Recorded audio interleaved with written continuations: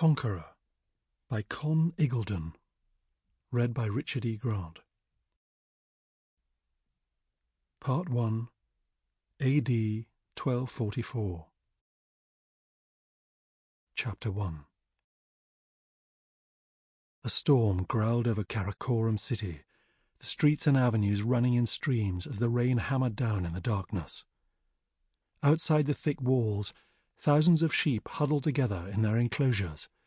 The oil in their fleeces protected them from the rain, but they had not been led to pasture, and hunger made them bleat and yammer to each other. At intervals, one or more of them would rear up mindlessly on its fellows, forming a hillock of kicking legs and wild eyes before falling back into the squirming mass. The Khan's palace was lit with lamps that spat and crackled on the outer walls and gates. Inside, the sound of rain was a low roar that rose and fell in intensity, pouring as solid sheets over the cloisters. Servants gazed out into the yards and gardens, lost in the mute fascination that rain can hold. They stood in groups, reeking of wet wool and silk, their duties abandoned for a time while the storm passed. For Guyuk, the sound of the rain merely added to his irritation, much as a man humming would have interrupted his thoughts. He poured wine carefully for his guest, and stayed away from the open window, where the stone sill was already dark with wetness. The man who had come at his request looked nervously around at the audience room. Guyuk supposed its size would create awe in anyone more used to the low gares of the plains. He remembered his own first nights in the silent palace, oppressed by the thought that such a weight of stone and tile would surely fall and crush him.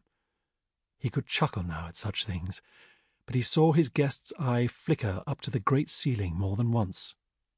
Guyuk smiled.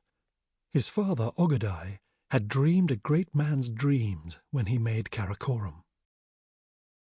As Guyuk put down the stone jug of wine and returned to his guest, the thought tightened his mouth into a thin line.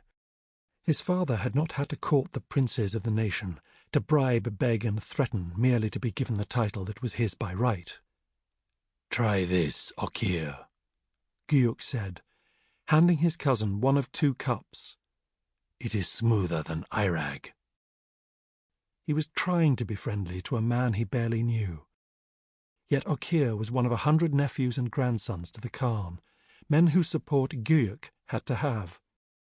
Okir's father, Kachiun, had been a name, a general still revered in memory. Okir did him the courtesy of drinking without hesitating, emptying the cup in 2 large swallows and belching. "It's like water," Okir said, but he held out the cup again. Guyuk's smile became strained. One of his companions rose silently and brought the jug over, refilling both their cups. Guyuk settled down on a long couch across from Okir, trying hard to relax and be pleasant.